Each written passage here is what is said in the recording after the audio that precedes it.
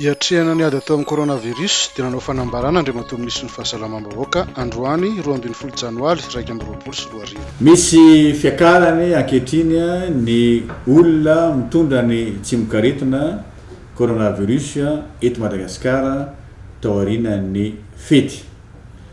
Faritra 700 eo no ahitana an'izany ary ao anatin'ireo dia misy faritra 4 izay azo lazaina hoe somary betsaka.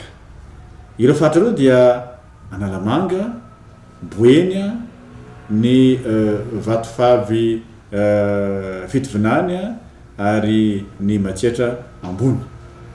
Ity tsimokaritina ity ankehitriny dia makasika ny saranga rehetra mihitsy eto amin'ny firenentsika ary tsy misy salataona avahana fa mahazo ny rehetra na ny lehibe na ny tanora ny anankizy. Izao fiakarana zao moa dia hita fa noho ny tsy fanarahana ireo fepetra sakana sy ireo fitsipika maro samihafa izay napetraka mba tsy hiparatany virus ary marihana fa ireo fitsipika ireo sy ny fepetra sakana dia mbola manakery ary napetraka atsika zany ary tokony ho tohizana mandrakariva ary amafisina mihitsy ary ao anatin'izany. Miankina amin'ny fanajantsika ireo fepetra sakana ireo fitsipika maro samihafa no tsy hidirantsika amin'ny fiobona. Inona moa ireo fepetra sakana? Ao ohatra ny fampiasana mandrakariva rehefa mivoaka ny trano isika ny arovava orona. Ao koa ilay fanasana tanana matetika amin'ny savony.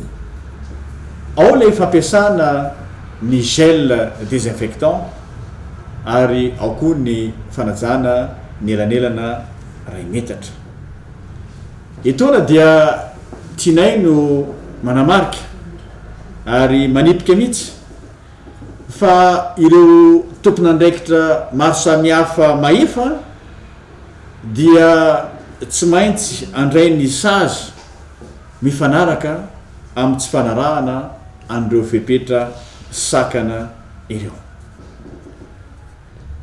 Ato anatin'ity fanazavana ataoko ity dia tiako ny mitondra fa ny fitsaboana rehetra makasika ny ity tsimokaritina Covid-19 ity na ny coronavirus dia maimaim-poana. Misy fandaminana manokana moa izay omeko atsika ankehitriny. Ireo izay misy ny sorotraretina ka voamarina fa mitondra ny tsimokaritina dia ampidiritsika any amin'ny hôpitaly ireny olona ireny. Marihana moa fa ao anatin'izay koa dia ireo izay misy ny tsimokaritina ary manana ny aretina mitaiza azy, ohatran'ny diabeta ohatran'ny fiakaran'ny tosida, ary reny dia mitarika amin'ilay hoe manome an'ilay tranga misy fahasarotana. Ao koa zany ireo olona izay nanaovana fitiliana ary hita fa mitondra ny tsimokaritina nefa tsy misy an'ilay sorotraretina.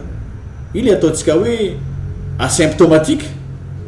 Izy ireny zany ankehitriny dia raisina ny fepetra hoe manaraka ny fitsaboana izy ary manaraka ny fioboana any an-trano ary tsy mahazo mivoaka ny trano mihitsy raha tsy tapitra ny fepetra ary hita fa sitrana izy ireny.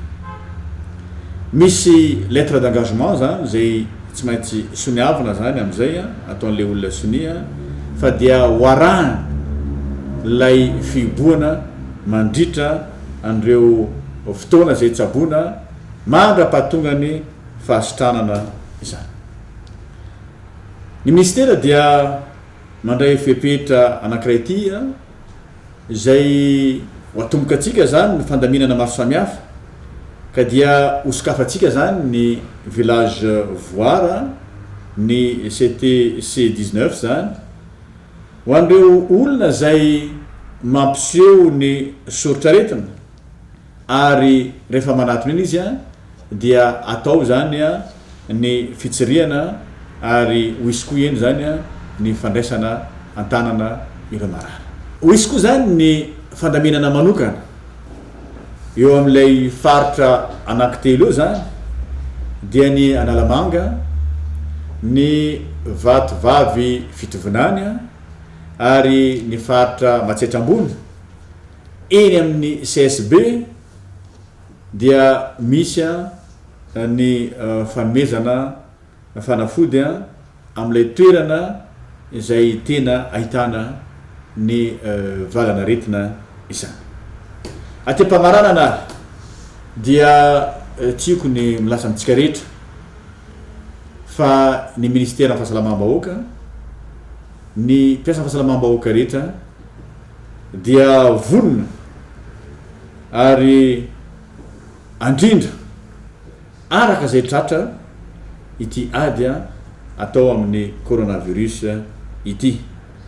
Ary anatin'izany nefa dia mbola tiako no miantso ny tsirairay avy.